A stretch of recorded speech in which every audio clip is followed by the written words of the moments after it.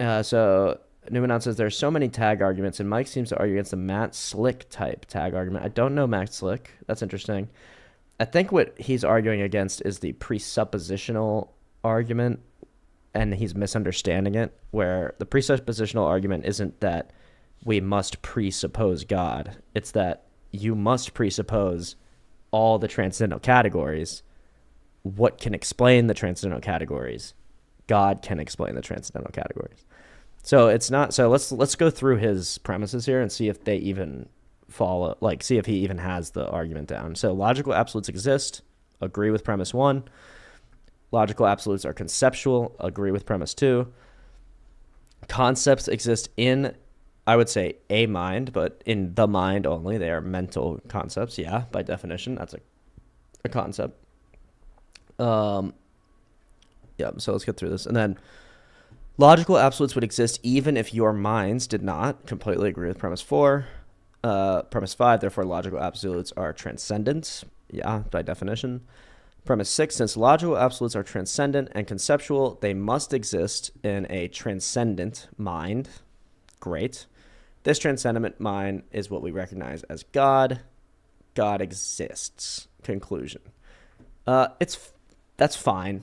I think that's fine.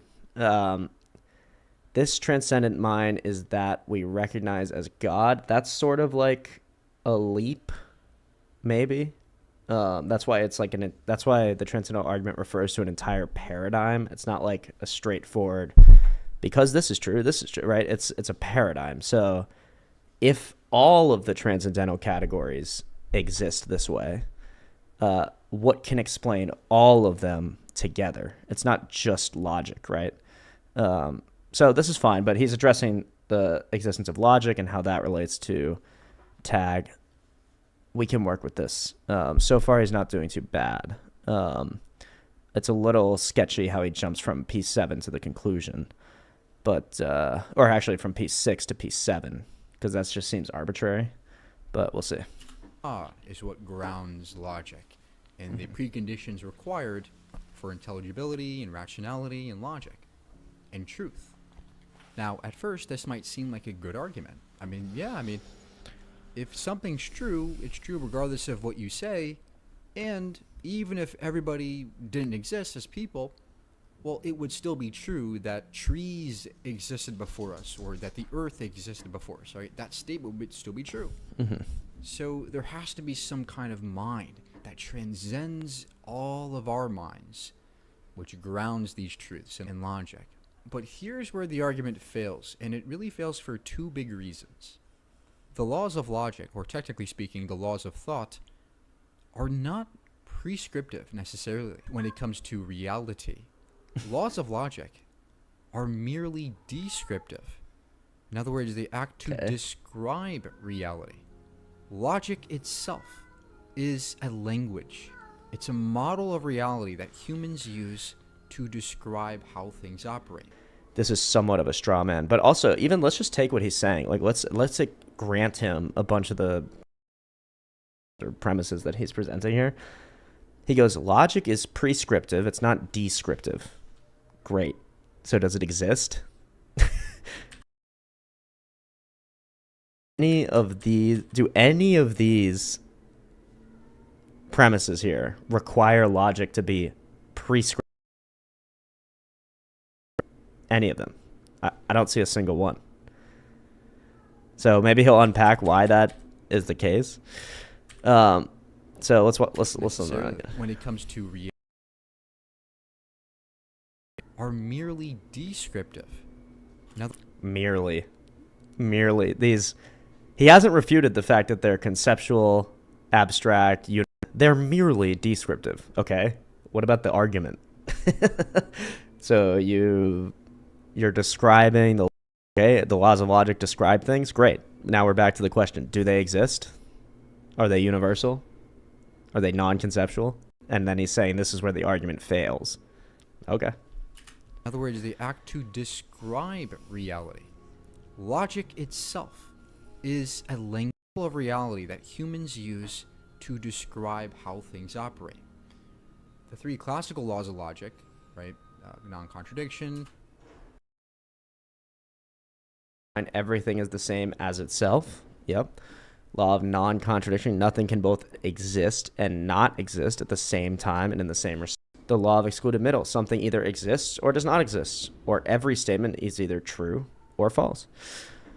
Okay, great. So you're saying this fails descriptive of the way that nature works rather than prescriptive, as in these weren't created first or something and then inform how nature goes about its business, although they actually do prescribe nature. Because, for instance, if nature were to say, I'm going to create something through evolution and magical chemistry that is not the same as itself, could nature actually do that?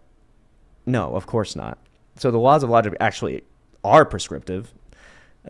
Nature could not possibly behave a different way. It's confined by, it's ruled by transcendental category. Even if he was right, doesn't disprove the argument.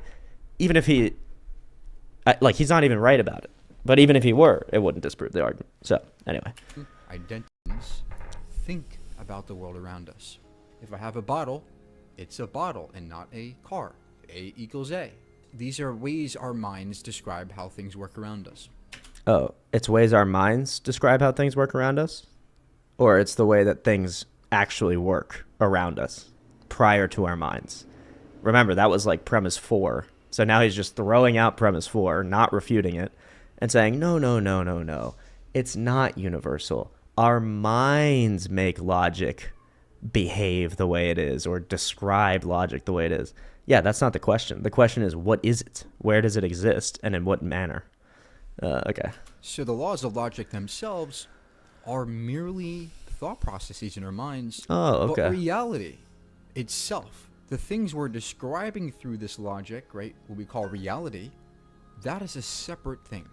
So just understand that logic is separate from reality in the sense that there is an existence, whatever the ontology of nature, right, whatever the nature of reality is still unknown to us. We don't know what exactly it is with absolute certainty. But there is something there. We call it existence. And we use our logic to describe this, of course.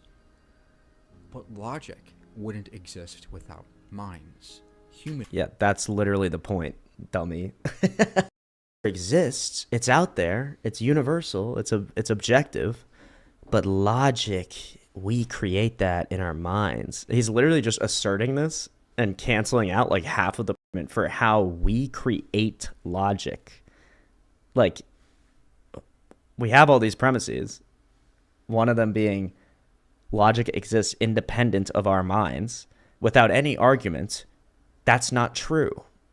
We create logic. Okay, what's your argument for that? If we create it, then did the law of identity apply to nature? Whether it's prescriptive or descriptive, which doesn't even matter. Did it exist? Did it apply to nature?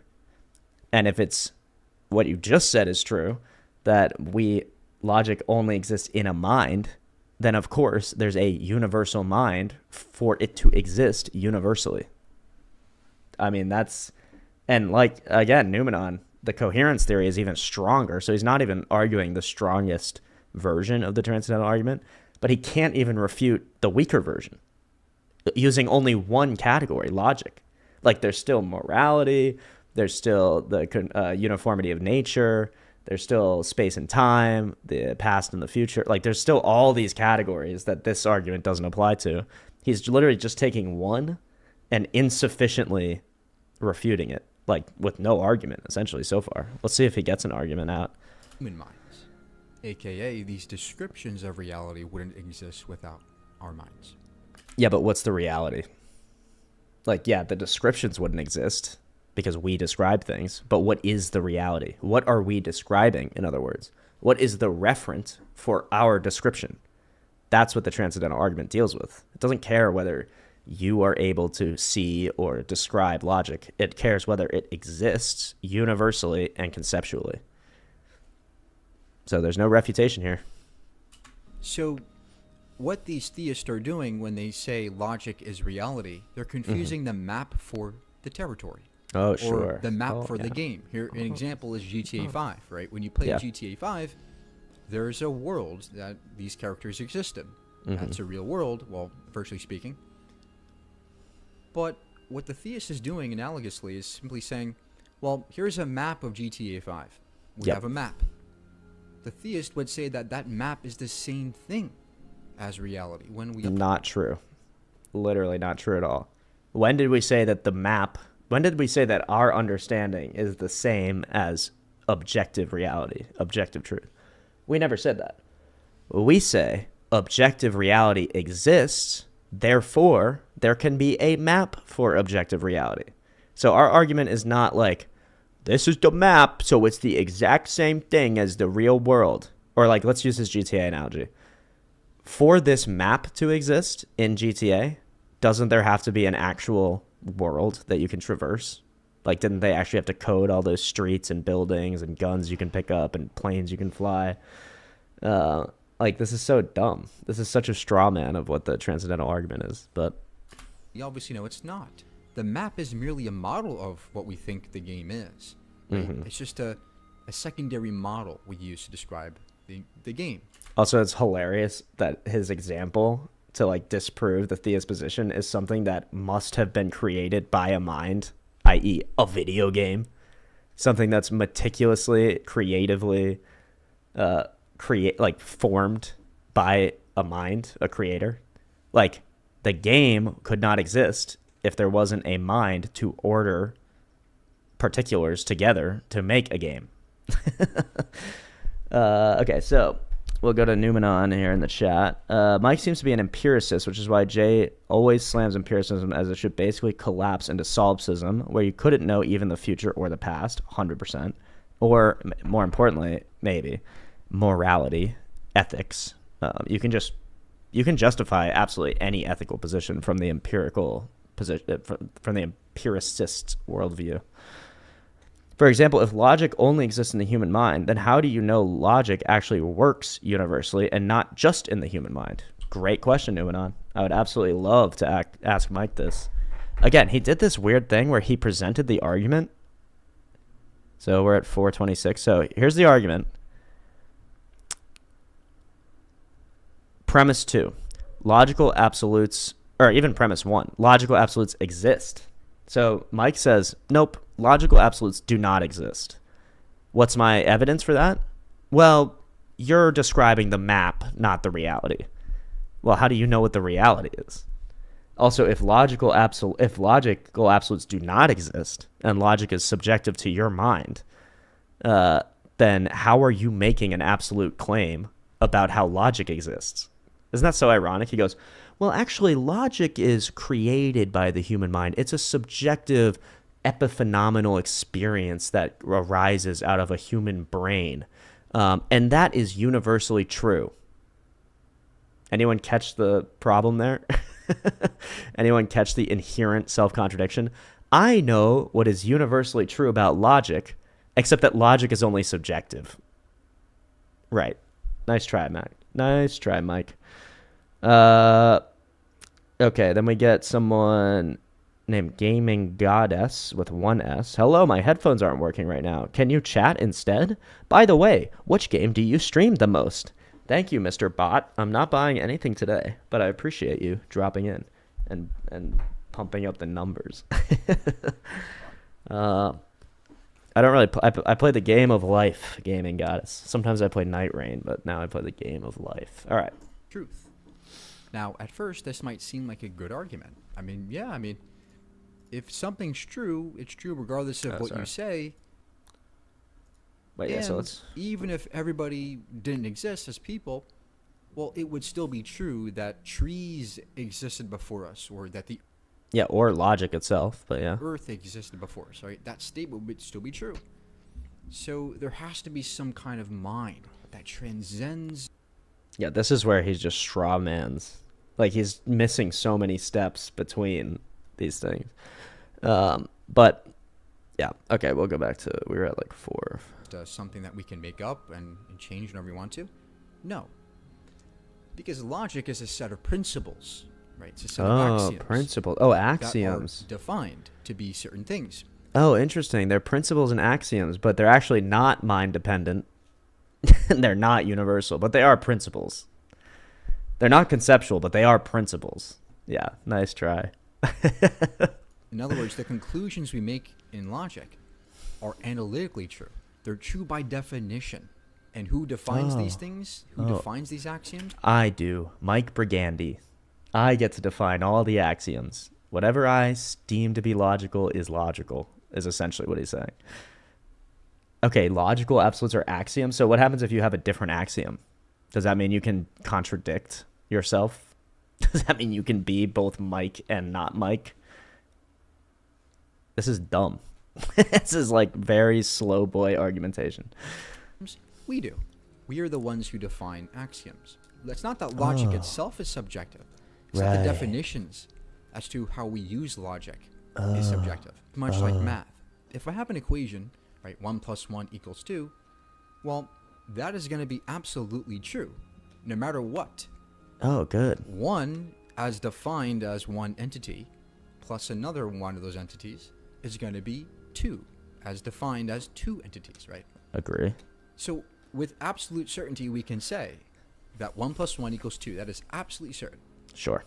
But if we just simply redefined these concepts of 1, if we redefined 1 to mean two entities, well, now 1 + 1 = 4. Idiot. That's still absolutely true, based on the definitions we preset for these concepts. It's not absolutely true. It's a word concept fallacy. So 1 we define as tracking to a concept, right?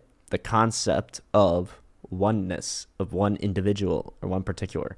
So if you redefined 1, like if you used, say there was another language and they had the same language as English, but instead of going 0, 1, 2, 3, they went 0, 2, 1, 3, and just named the number 1 into 2 or whatever, then the absolute statement of, like, the concept of 1 + 1 is still equaling 2. It's just you're calling it a different thing. So he hasn't proved it. Like, this is so weird that his argument for against mathematics is semantic. Like, of course, there are other languages. Like, is he saying that 2 plus 2 does not equal 4, right? 2 plus 2 in German doesn't equal 4 in German. It's totally semantic, and it has no meaning. Just like his video, it has no meaning. Oh, yes, we could change the word 1 into the word 2. Yeah, but does that make the concept actually not absolutely true? Does that make mathematics invalid if you just change the word 1 to the word 2? That's atheists have to play these like semantic games because they don't have a basis for the actual concepts being conveyed. Like, they actually have no reason that you should trust mathematics if it's an emergent property of human brains. There's really no reason that there should be mathematics at all. So then when you go back to logic, it's especially untrue. So just he's saying, well, if we called it the law of schmidentity instead of the law of identity, then you can see that the law of identity doesn't track that really only the law of schmidentity is true. Like, no, dude, what are you talking about? A thing equals itself, no matter what language or what words you use to describe that phenomena. So, I don't know. That's the point. We define what axioms mean.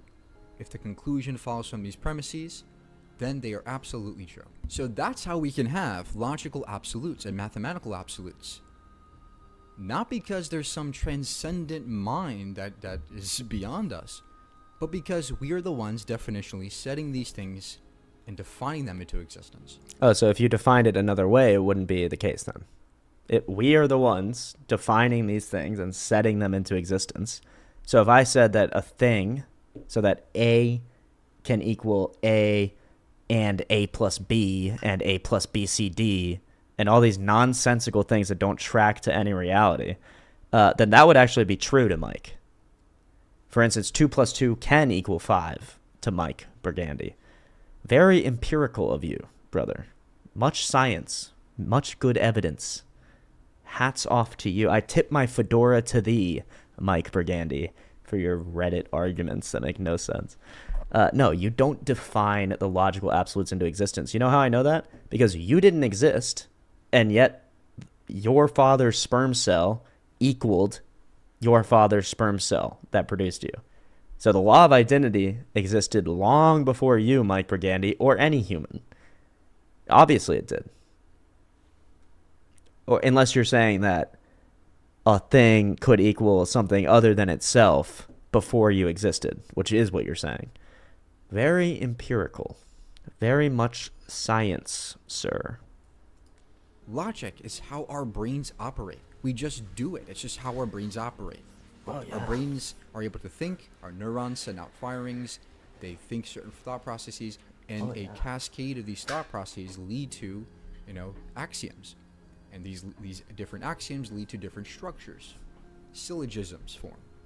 Right? And this is how logic operates in our minds. So our brains... Syllogisms form. Isn't that so interesting? Also, he has this false... I know he has this view because of the Jim Bob debate, but he has this crazy view of determinism. So given that perspective added on to this whole thing, this is even more ridiculous. He actually has no reason to believe that the structures of his brain, like, okay, so, first the sun explodes and there's the Big Bang or whatever, and then, galaxies and planets and solar systems form according to these sort of laws that we created. Actually, we create them billions of years after they've already been happening. Human minds are the only thing that create, the fact that a planet is the same as itself, or that one meteor traveling next to another meteor means there's two meteors, right? We actually created that, even though our entire system for creating that is reliant on the fact that all those things happened and that they abided by logical laws and mathematical laws and the past and the present and the future and all the transcendental categories. I don't even know where I was going. This is just such a... Oh yeah, because he's a determinist. So when he says like, oh, actually our brain is just firing neurons and then the neurons tell us what to believe. What he's saying is my position is unvalidated. It hasn't been subject to any sort of choice for me to believe in it. Not like Mike's position. Mike is saying, as a determinist, all things are determined. They're part of a mechanical process. Therefore, there can't be any truth value coming out of the mechanical processes because machines don't make propositions. Machines don't make truth claims. They can't. They just spit out whatever their input tells them to spit out. So his belief in the transcendental argument being debunked, because it's determined, it cannot possibly be known to be true.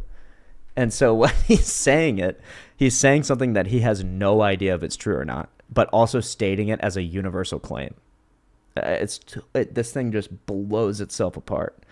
Okay, yeah, Mike doesn't have free will, so we shouldn't be upset over these low-tier arguments. He can't help it. Yeah, exactly, Nuanon. Exactly. He does not have the free will. But see, that's the difference between Mike and me. I actually give him the credit. I give him the benefit of the doubt that he obviously exercises his free will to make these arguments, even if he denies his own free will. So I'm not going to give him any, under his worldview, you're right. He's allowed to be a moron. Actually, anybody's allowed to hold any moronic position because they don't have a choice to hold any other position. But because he's wrong, I'm going to call him a moron because he's wrong. And because he has free will to change his mind and to come to God and to not be a slow boy anymore. He doesn't have to be slow for the rest of his life, but he might try. We'll see. So the vehicles we use to drive logic. So it's not that we're presupposing logic. It's that we presuppose that logic leads to reliable results. And there's vast differences there. So we don't need anybody to look up to for logic, right? It emanates from us through our brains. How about logic itself? Do you need to look up to logic itself, the referent, the real thing you're describing, in order to create your lesser form of logic? It emanates from us through our brains. He's basically like a new age spiritualist. Logic and mathematics, they're sort of like these ineffable, immaterial, absolute concepts But you don't need God to tell you about those, man. They just exist. Like, we create them, but they also exist. But we create them, but they also exist. But we create them, but they also exist before us. Do you see how delusional this argument is? How self-refuting, even within itself? Anyone else says he's determined to never get tagged, and he's determined to never see that he's determined not to get it. Maybe he shouldn't believe that he can spot defeaters or good arguments by trying. Yeah, you couldn't. How could you? If you're determined not to ever be able to spot a defeater, then of course you won't be able to. Which is maybe why he's not able to. He's like decided, like, I must be right. The thing behind all this is literally, I am God. I'm God. Humans are God. Logic only exists because we created it. Mathematics only exists because we create it. Life only exists because we create it. It's a certain pride that there could not be anything higher than you. Forget the fact that it's self-refuting. Just emotionally, it's prideful.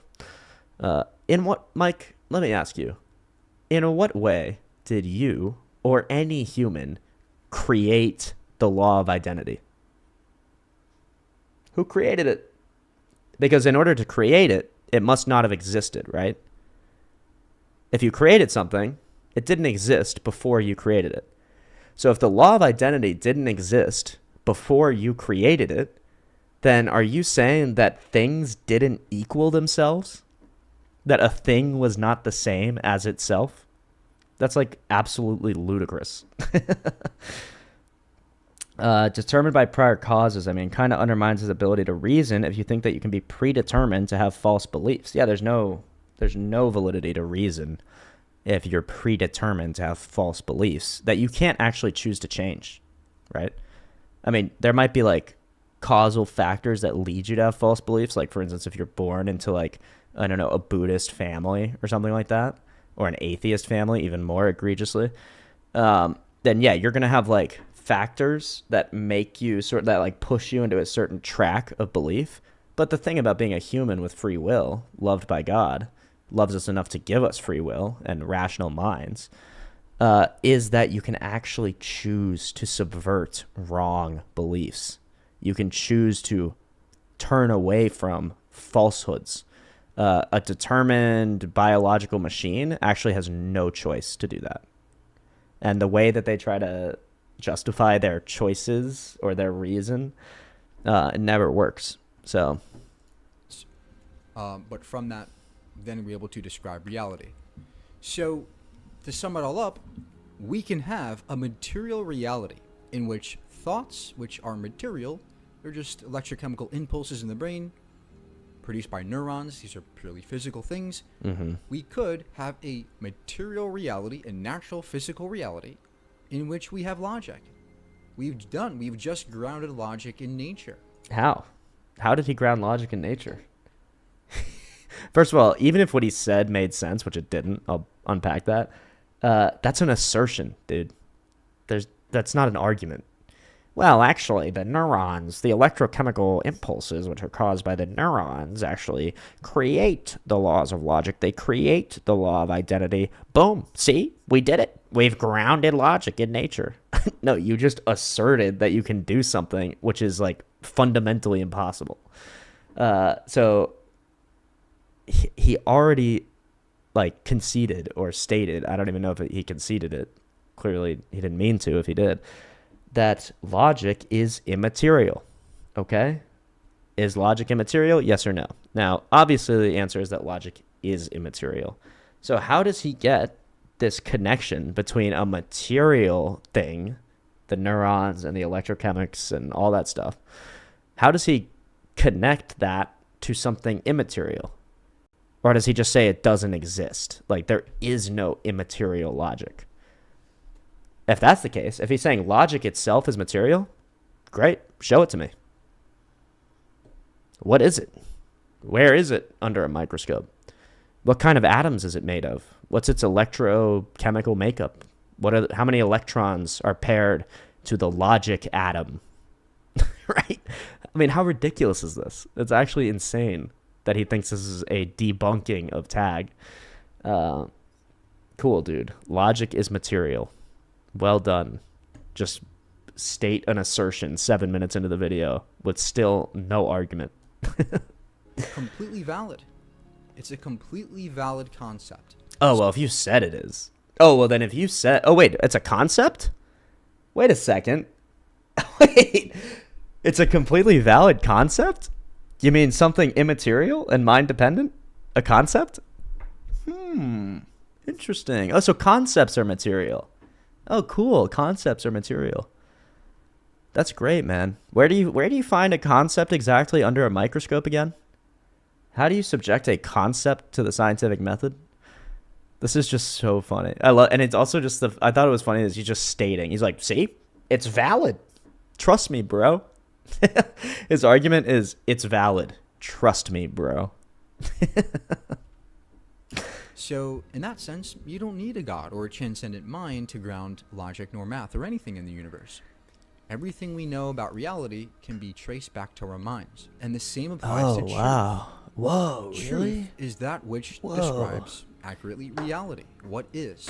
So when a theist asks that the truth statement that the earth exists, is that still true without humans? Yes. Yes, it's true. Only Wait. What? I'm going to let him finish, but... because there is somebody to describe it. But without anybody describing that truth, there is no truth at all. Truth is... Yeah, I completely agree. That's why we need God to describe truths. Actually, not describe them, but know them perfectly and sort of outside of time, in order for things like the consistent... What is it called? Not the consistency of nature. The... well, you know what I'm saying. Wait, let's see. Numenon, he argues by assertion. It just is, and I just know that it just is. Unbeatable. Literally. That's his unbeatable argument against Tag. Assert that all things are physical, even when it makes no sense. He's provided no argument when he's already conceded that there are immaterial things, like concepts, which he used in the sentence to say that it's valid. And then he goes, well, when a theist asks you, is it true that the earth exists prior to humans? Yes, it is true. Oh, okay, so there is truth prior to humans? But it's only true because we created truth. Oh, so there wasn't an earth prior to humans? Because, well, we created statements that are true, statements that conform to reality. So there couldn't have been true statements before humans, so it's not true that the earth existed. Is that really your argument, bro? This is actually stupid. It's actually so insane. It's merely descriptive as well, just like logic. Truth has a separate ontology to nature, just as logic does. Theists want to tether them together, whereas we don't have to. Wait. Oh my goodness. Are you seeing? Look at this face is perfect for what he just did. So he goes, before in the video, he says, oh, by assertion, again, he just goes, truth and logic and transcendental categories are material. They can all be explained and grounded and justified by material processes, electrochemical processes. And then 2 seconds later, he says, actually, they have a different ontology, which I agree with. Immaterial things and material things have a different ontology. And then he said, so we don't have to connect nature and truth and nature and logic. Wait, so you're refuting your own thing you just said like not even 3 minutes ago in the video? Like, I don't even need to point out that it's self-refuting. He's refuting himself. Let's listen to that again. That's wild. It's true, only because there is somebody to describe it. But without anybody describing that truth, there is no truth. Look at that. Look what he just did there, too. But without anybody describing that truth. Oh, wait. That truth? Wait, describing that truth. So you're describing something that exists, i.e. truth. But if there were no one to describe it, then there wouldn't be truth. So truth is just description? It's just whatever you decide to describe? I mean, it's crazy. There is no truth at all. Truth is merely descriptive as well, just like logic. Truth has a separate ontology to nature, just as logic does. Theists want to tether them together, whereas... No. We're literally doing the opposite. I think he got confused or something. He's saying truth and nature, theists want to tether them together. Not really. That's not what we were doing.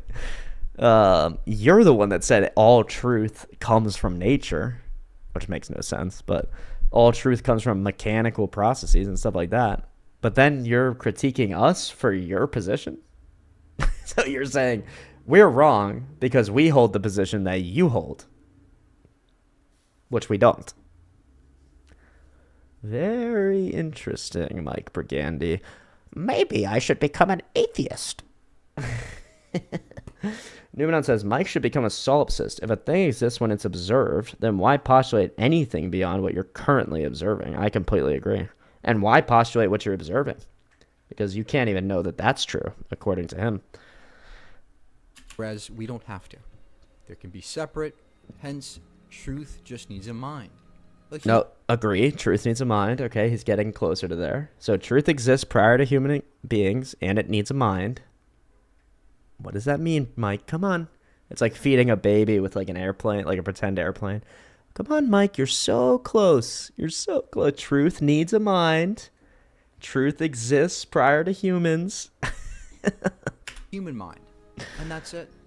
You don't need a transcendent God to ground truth, logic, or math, right? Oh, I'm glad so you asserted can that. See here, the next main issue for the argument is that it's begging the question. Why must your worldview only account for logic and all these things? What's the reasoning behind that? Why? Because your worldview doesn't. How about that? The impossibility of the contrary. How about the complete incoherence of everything you've just said? Like refuting yourself from literally from sentence to sentence. Is that a good reason not to accept your worldview? How about if I have a worldview which doesn't have to self-refute, which is completely consistent and coherent? That seems like actually a good reason to hold the worldview. So if there's no inconsistency in my worldview, and the only thing that you can show as inconsistent in my worldview is a bald assertion which refutes itself, why exactly would I have your worldview? Why would I not take the coherent, consistent one that makes sense? Not only makes sense, but grounds all the things you're actually using to make your claims, like reason, logic, the consistency of nature, or whatever, uniformity of nature. Like, yeah. No, yeah, Numenon. It all does come back to that. I mean, if an atheist is genuinely asking me, well, why should I hold my worldview, the Christian one, and not their worldview? I'll just say, because your worldview contradicts itself, and mine doesn't. So literally, why would I hold your worldview if it contradicts itself? As is shown by this ridiculous video. I mean, this video is insane. Okay. Why can't we ground all these things in an actual reality or material? We do ground it in an actual reality, an immaterial reality. That's the only way they can be grounded. They're immaterial. They're concepts. They're abstract and universal. Getting it, Mike? Hello? Anybody there? Are you getting it? Now, if he's going to ask, why can't we ground it in a material reality? Easy. Because immaterial things can't be grounded in material things. Because that would mean that the material things led to the existence of the immaterial things. So tell me, Mike, in what way do neurons and human brains lead to the existence of the law of identity? Or 1 + 1 = 2? Huh? In what way, Mike? Because you had to have a brain which was identical to itself prior to the point that you made that ridiculous statement that things don't have to equal themselves. So how do you do it? Material reality. Where's the logical contradiction? Because if you're going to say that it's impossible for any other worldview to account for these things or to ground all these things, these preconditions, give the syllogism. Here's the syllogism. You want the syllogism? It's been given to you. You actually did it. Oh, you want the syllogism? Why don't I just rewind a minute to 1 minute and 45 seconds? He's a if you need logical if you need immaterial things to account for logic, if you need a universal transcendent mind to account for universal transcendent concepts, give the syllogism. Dude, you already gave the syllogism 5 minutes before, and you didn't refute any of the premises except by assertion. Logical absolutes exist. You assert that they don't. Why is that? Makes no sense if they don't, right? Logical absolutes are conceptual. You assert, well, you actually say that they are conceptual. So, fair, put credit to you. Concepts exist in the mind only. I think you agree with that. Logical absolutes would exist even if your minds did not. That's where you assert that this is not true, but you haven't shown that. Is your argument really that the law of identity does not apply to meteors or whatever before human minds come about? Who's the anti-scientific one here?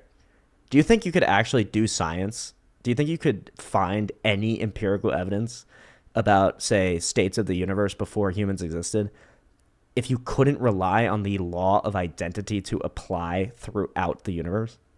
Like, that is just silly. And it's a bald assertion based on nothing that you've given no argument for. Therefore, logical absolutes are transcendent, of course, but you by assertion deny premise 4 and premise 1. So that's the syllogism. That's the syllogism. If you don't have an argument against premise 1, which you don't, and you don't have an argument against premise 4, which you don't, and you just say they're wrong without any argument, then I'm never going to accept your worldview. That actually, like, who would do that? A fool, and perhaps someone who's determined to believe things that are false would do that. Let's see if yeah. Dummy, dude, dummy. You already gave the syllogism. Have to. There can be separate, hence, truth just needs a mind. A human mind. And that's it. Truth just needs a mind. A human mind, and that's it. Source, trust me, bro. Source, trust me, bro. Very big brain, bro. Very big stuff by Mike Big Brigandi. Big Brain Gandhi. You don't need a transcendent God to ground truth, logic, or anything. I was wondering about that. I was wondering if you needed a transcendent mind to ground transcendent universal concepts. But since Mike said you don't, then I guess you don't.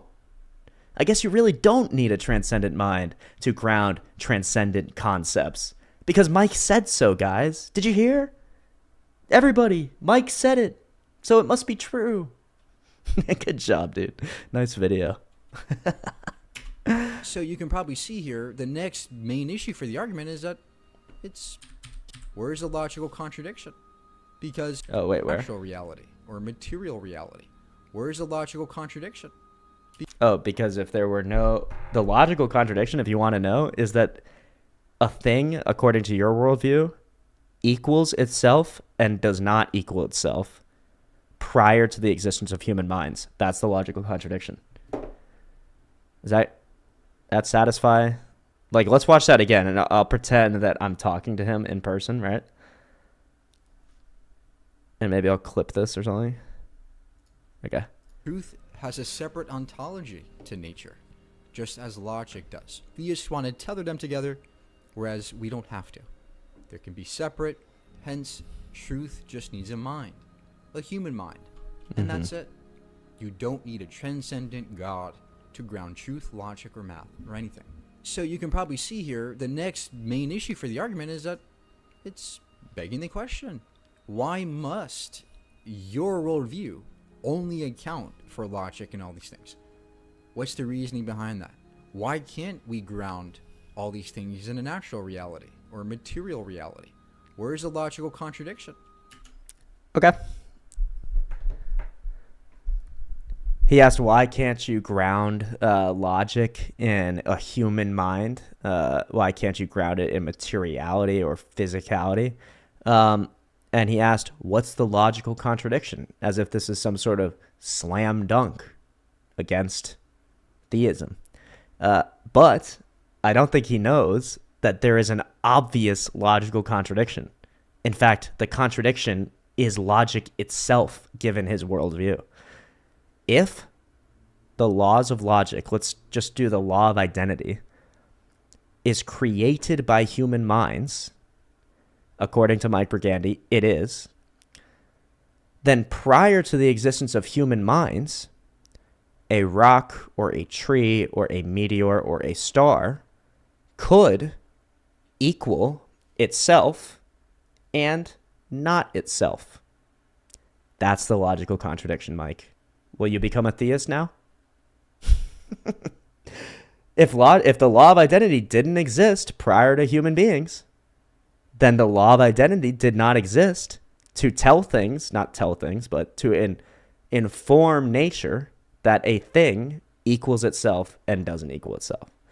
So literally, the logical contradiction is the most fundamental contradiction there could be. It contradicts the law of identity. If we created it, then before we were around to create it, it didn't apply. Contradiction. That's why I don't hold your worldview. That's why your worldview, atheism, physicalism, materialism, is incoherent, incomplete, nonsensical, and there's bigger problems. It actually leads to your heart sort of decaying, and it leads to your mind decaying until you make dumb arguments like this. That's the logical contradiction, Mike. It's pretty obvious. It's pretty easy, actually. He said that so flippantly, like, what's the logical contradiction? Huh? Well, what's the logical contradiction? How about the most obvious one, dummy? Probably a bunch of other ones, too. Okay, so Numenon says, also, I kind of looked into the problem of consciousness, which his physicalism can't account for either. Yeah, consciousness itself is immaterial. So how does a material thing create an immaterial thing, given Mike's worldview? I don't think he has an answer for that.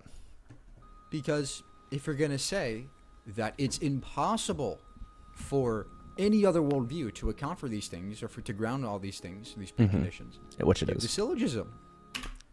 Boom, boom. Syllogism is right here. He already gave it. We already talked about that. You want the syllogism? Premise 1 against his worldview. Let's see if we can make it ourselves. Premise 1, according to him, logical absolutes do not exist. Premise 2, that is an absolute statement. Conclusion, your worldview contradicts itself. How about that? Is that a good enough syllogism? I just made that up on the spot. How does that work for you, Mike? Idiot. Where's the contradiction? P and not P. What? P and not, literally, P and not P. I just showed you. P and not P. If the law of identity doesn't exist, then actually everything abides by P and not P. Anything could be P and not P, given your worldview. That's why it's incoherent. That's why it is meaningless to hold. Okay. Why is it impossible for us to ground these things in a material reality? The argument is merely an assertion that nobody can ground logic except for Christians or Muslims. That's so funny, dude. That he's like, this is what I mean. People in general do this. Atheists do it a lot, but people in general do this, and it's called projection. You project what you're doing. You project either the fallacy or the negative thought pattern or the negative emotion or anything like that. You project your own fallacy onto your opponents. I don't know why it happens. I think it's either like a trick of the devil, or maybe it's like a psychological thing, but you always like project outwards the exact thing that you're doing onto your enemy, right? So he says Christians and theists, when they make this argument, which has not a single assertion in it, let's just be clear. I mean, if you think any of these things are just an assertion, then you have to argue against any of these things. But he hasn't provided any argument against any of them. But the things he disagrees with, P1 and P4, he just asserts to be false. He just asserts it. There's no argument. He has no evidence, no proof, no empirical evidence, which is also a major problem for his worldview, is that he's an empiricist, so he only believes things using empirical evidence. But there is no empirical evidence for logic or any transcendental category. So he actually can't believe in logic itself. which would make sense why he makes completely illogical assumptions and arguments. But yeah. Muslims who love to use the argument. It's merely an assertion. It's an obvious tautology. If you define God as an entity who grounds logic, well then of course the logic is going to be valid when you say that God grounds logic. That's not at all what anyone says. No one defines God as the thing that grounds logic. If you did define God that way, then Mike actually believes in God, and God is a human brain, which is just retarded. We define God in many ways in a sort of vast paradigm of his nature, his essence, his energies. And one of those things is a transcendent mind. Now, we've shown that transcendent concepts exist. Concepts are mind dependent. Therefore, a transcendent mind exists. And that's just one part of the argument. There's like 25 or more transcendental categories. So when it comes to ethics, we state it would go something like this. Objective morality exists. Therefore, an objective lawgiver or a universal lawgiver must exist to hold or sort of instantiate morality. Okay.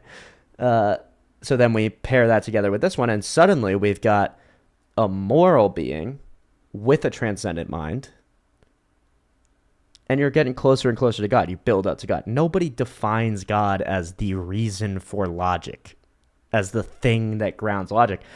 If that's actually a description for God, if that's how anybody defined God, or how Mike himself defines God, then he also believes in God. He just believes it's a human mind. I mean, how small of a concept of God would that be? Total straw man. Absolute straw man. Syllogism, but it's merely a tautology. There's no It's evidence not a behind this tautology. entity, whatever it means. Oh, yeah. It's not a sound argument whatsoever.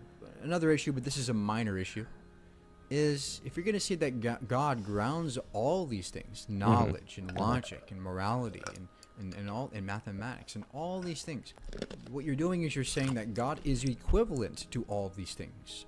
How can God be equivalent to logic and morality at the same time? It seems to be that there's a contradiction there. This is crazy. Who said that God was equivalent to morality? I mean, God is morality. God is goodness, more accurately. God is the good, right? And God is perfectly rational. But that doesn't mean that's all he is. That doesn't mean that if he is morality, or if he is goodness, for instance, then he can't be rational. Otherwise, what Mike's saying is, I have to choose one myself. I can only be good or rational. Well, he's not choosing to be rational, so at least I hope he's choosing to be good. But that doesn't even apply to a human, much less God. Like, it's already a category error, but it does. Even if he's right that God is like a being, like a created being, I mean, a creature, then his thing would still fail. That this argument would still fail because Mike is both good and rational. So, I mean, yeah, and also, yeah, that doesn't follow at all. Like Newman says, why does God grounding X entail that God is X? That's a total confusion on Mike's part. Newman says, I think that like a third of Tag is just about trying to show the atheists that empiricism is untenable and that there must be something beyond the senses that gives us something like universals. Yeah, that is usually the battle. A lot of them on a heart level can't accept that because really it's the fool that says in his heart God does not exist. We get that from the Psalms. So it's a heart problem. When people like Mike and other atheists that I talk to, they don't want to believe or they're blocked from believing. And unfortunately, that makes them make completely illogical, irrational arguments. And so Tag is about pointing out that, okay, so you claim that empiricism is your king, logic is your god, rationality is your god. Let me just show you that you have no evidence at all to believe those things exist. In fact, the only evidence that would show that these things are real and reliable is the evidence for God, the being that grounds those things. So, yeah, gotta love the method of asserting your position and then claiming victory. It's crazy. It's like so condescending. That's why I'm being a little harsh with him, because he doesn't deserve any like sort of. I don't see him as deserving any sort of like grace here. He's being really condescending and just making assertion after assertion after assertion, and basically implying that the Christian is stupid for not believing Mike's assertions. Whatever Mike thinks must be right. The standard for truth is Mike's brain. The standard for morality is Mike's brain. The standard for logic is Mike's brain. I mean, nice argument, dude. Really nice argument. In other words, God is logic and God is morality. That's like saying A equals A and A equals B. Wait, but according to you, you can actually do that if human beings don't exist. So what's the problem? According to you, A can equal A and A can equal B, as long as there are no human minds to examine that. And also, according to you, human minds don't exist. It's actually just human brains that exist.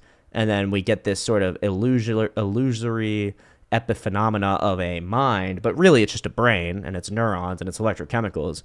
So human minds actually don't exist. So the law of identity also doesn't exist, because human minds create the law of identity. So God could be A and B. That's where this whole thing goes, you know. He's like, hey, you guys are nonsensical because God equals morality and love and logic and rationality and da da da da. It's like, yeah, but under your worldview, there's nothing to say that the law of identity applies, especially prior to human minds. Like, that's how dumb this is. It's like, I can't believe it. I put this is the first video I put in a playlist I call Videos to Destroy. And I'm glad we were able to actually rip it apart. I wonder if there's any other... Maybe we'll go to the Jay Dyer debate, because I'm curious how he reacts to these arguments, and actually better arguments than I'm able to make from someone like Jay Dyer in real time. I can't imagine he handles it well at all. We'll see. It doesn't make any sense, let alone the myriad of other possible questions that can arise from this logic. Well, how does God ground these things? What's the mechanism for God grounding these things? He just says they're true, or is God appealing to something else beyond him? No. It's kind of like an infinite regression. Just slip in like a stupid Euthyphro dilemma right at the end. Just slip it in. That's also a straw man. God obviously doesn't appeal to anything higher or outside of himself. God is goodness, therefore goodness flows out of him. God is rational, therefore rationality is found in his created world. God is, whatever he's trying to argue. So, yeah, he's trying to slip in a Euthyphro dilemma. It's not valid. That emerges, right? It's kind of like kicking the can down the road. Does God really solve this question? Yes. But those are just minor questions to ask later on. The main issue is that this argument is simply question begging. It's circular. It's question begging. Wait, so where exactly where is the question being begged? Again, another assertion. This argument is just question begging. My thing, though, isn't question begging. When I say logical absolutes don't exist and then provide no argument for that, I'm not question begging. Whatever I believe is true, so it can't be begging the question. Logical absolutes would exist even if your minds did not. When I state as a matter of fact that this is untrue, but don't give any argument for why it's untrue, that's not question begging. That's not question begging at all. That's not circular. When I make an absolute statement that absolutes don't exist, that's not circular. That's not question begging. That's just ridiculous, man. It's actually ridiculous. And also where is it question begging? I guess he gets confused about P7, and that's why I think P7 is poorly formed here. I don't know if he made this up or if he found it somewhere.